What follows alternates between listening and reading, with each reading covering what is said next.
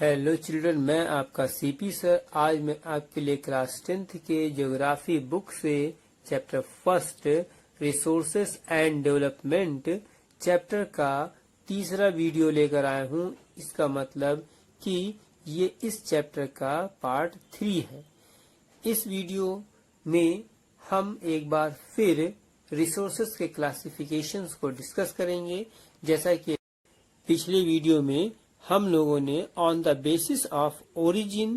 तथा on the basis of exhaustibility के आधार पर रिसोर्सेस को क्लासिफाई किया था। आज हम इस वीडियो में on the basis of the ownership पर डिस्कस करेंगे कि आखिरकार रिसोर्सेस को on the basis of ownership यानी या मालिकाना हक के आधार पर या स्वामित्व के आधार पर रिसोर्सेस को कितने भागों में बांटा जा सकता है। तो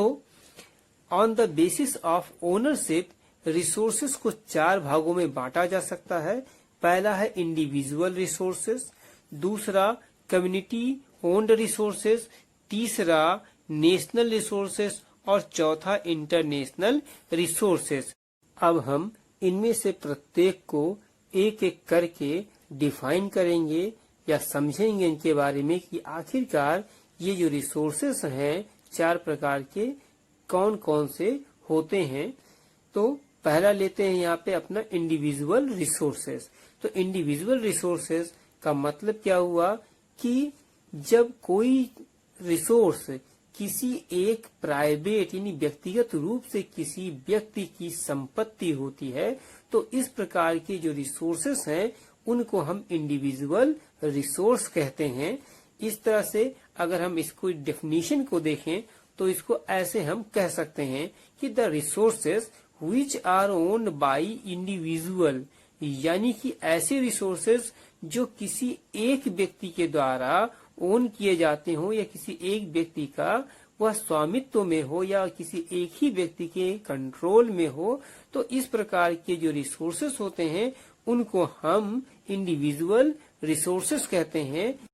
उदाहरण के तौर पर अगर हम देखें तो गांव के लोगों के पास उनका स्वयं का जो खेती का जमीन होता है वह उनकी अपनी पर्सनल या इंडिविजुअल रिसोर्स होता है। इसी प्रकार से अर्बन एरियाज या शहर में जो लोगों के पास उनका खुद का मकान होता है, उन्हें प्राप्त हुआ मकान या जो प्लॉट्स होते हैं, ये उनके स्वयं के इंडिविजुअल रिसोर्सेस कहलाते हैं। इसके अतिरिक्त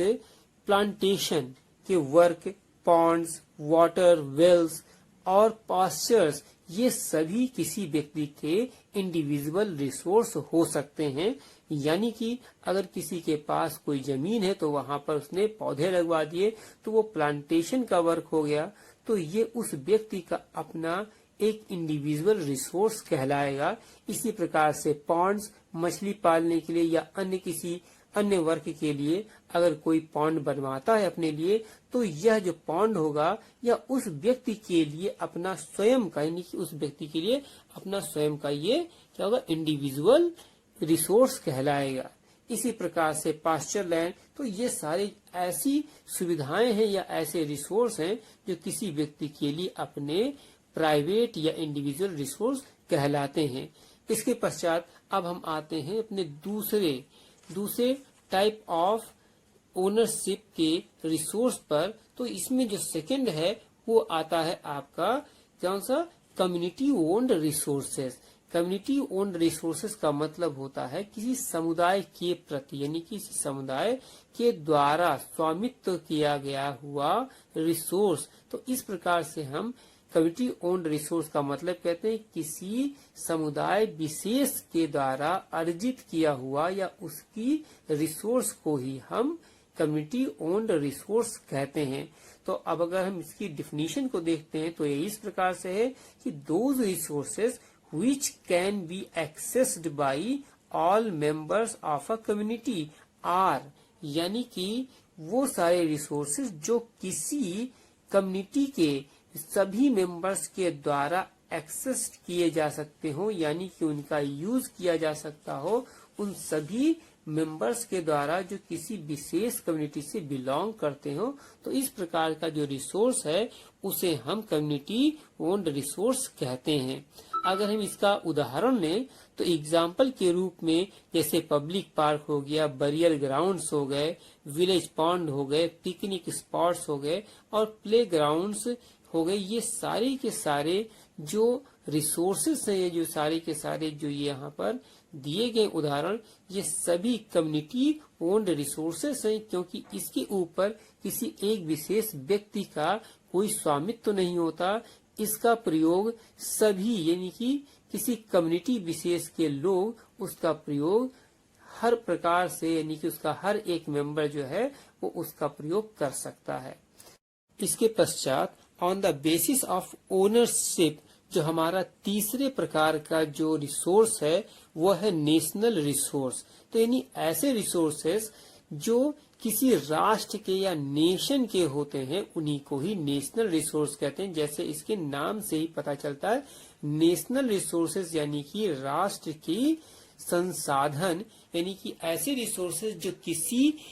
पार्टिकुलर नेशन से बिलोंग करते हो, ऐसे रिसोर्सेज को ही हम नेशनल रिसोर्स कहते हैं। तो अगर हम इसका डिफिनीशन देखें तो इसका डिफिनीशन इस प्रकार से हम कह सकते हैं कि technically all the resources available in a nation are categorized as national resources, यानी कि तकनीकी रूप से वो सभी रिसोर्सेज जो किसी देश में अवेलेबल हों यानी उपलब्ध हों, तो इस प्रकार के सभी रिसोर्सेज को हम कैटेगराइज करते हैं जैसे नेशनल रिसोर्स के रूप में, यानी कि वो सारे के सारे चीजें जो किसी देश में पाई जाती हैं, यानी वो सारे रिसोर्सेज जो किसी एक देश में अवेलेबल होते हैं, वो सारे के सारे रिसोर्सेज नेशनल रिसोर्स कहलाते हैं। ये रिसोर्सेज प्राइवेट भी हो सकते हैं और पब्लिक भी हो सकते हैं। एग्जाम्पल के रूप में अगर हम लें तो all the minerals, water resources, forest, wildlife, roads, railways, ये सारी के सारे जो रिसोर्सेज हैं इनको हम नेशनल रिसोर्स कहते हैं, क्योंकि ये किसी देश विशेष में या किसी नेशन विशेष में पाए जाते हैं। इनके अतिरिक्त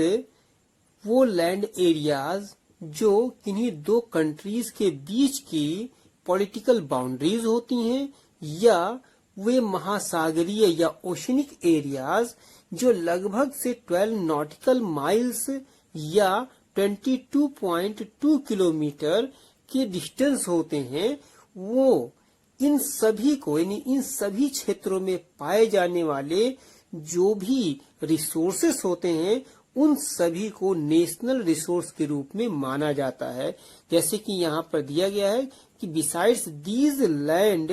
with in political boundaries and oceanic areas up to 12 nautical miles, 12 nautical miles equal to 22.2 kilometre भी होता है। तो यानी कि ऐसे एरियाज अगर हम लैंड के रूप में लेते हैं तो पॉलिटिकल बाउंड्रीज वो सारी चीजें, तथा अगर हम ओशनिक यानी महासागर के या सीज के अगर हम एरियाज को लेते हैं तो ये लगभग से 12 नॉटिकल माइल्स या 22.2 किलोमीटर के डिस्टेंस को हम कहते हैं, जो कोस्ट लाइन से समुद्र के अंदर तक होता है, यानी कि समुद्र के एरियाज में होता है। तो ऐसे इतने एरियाज के बीच में पाए जाने वाले सभी रिसोर्सेस, चाहे वो वाटर में हो या लैंड में हो, इन सभी को नेशनल रिसोर्स कहा जाता है। अब हम on the basis of ownership के चौथे और लास्ट टाइप के रिसोर्स के बारे में पढ़ते हैं, जो है इंटरनेशनल रिसोर्सेज। तो इंटरनेशनल रिसोर्सेज जैसा इसके नाम से पता चल रहा है, इंटरनेशनल यानी अंतरराष्ट्रीय, रिसोर्सेज यानी कि संसाधन, यानी ऐसे संसाधन या ऐसे रिसोर्सेज जो इंटरनेशनल लेवल पर होते हैं, या कह सकते हैं कि इन अंतरराष्ट्रीय स्तर पर होते हैं, उनको कहा जाता है इंटरनेशनल रिसोर्सेज। तो अगर हम इनकी डिफिनीशंस को लेते हैं तो इसको इस प्रकार से हम लिख सकते हैं या समझ सकते हैं, यानी कि those resources which are regulated by international bodies are called international resources, यानी कि ऐसे रिसोर्सेज जो किसी इंटरनेशनल बॉडी के द्वारा रेगुलेट किए जाते हो या संचालित किए जाते हो या चलाए जाते हो, तो इस प्रकार के सारे जो रिसोर्सेस होते हैं उनको ही इंटरनेशनल रिसोर्स कहा जाता है। उदाहरण के रूप में अगर हम लें तो इंटरनेशनल रिसोर्सेज जो होते हैं वो ओशन या सीज में 200 kilometre beyond exclusive economic zone से होते हैं, यानी कि वो सारे रिसोर्सेस जो ओशन या सीज में 200 किलोमीटर से परे यानी दूर एक्सक्लूसिव इकोनॉमिक जोन के से भी दूर होते हैं, उनको ही हम इंटरनेशनल रिसोर्सेस कहते हैं। और ऐसे रिसोर्सेस को हम बिना किसी इंटरनेशनल बॉडी के अनुमति के या परमिशन के हम उसको यूज नहीं कर सकते। तो इस प्रकार से ऐसे रिसोर्सेज जिनको कोई कंट्री विदाउट इंटरनेशनल परमिट के यूज नहीं कर सकता है, तो वो सारे रिसोर्सेज ही इंटरनेशनल रिसोर्सेज कहलाते हैं। तो इस वीडियो में आज हमने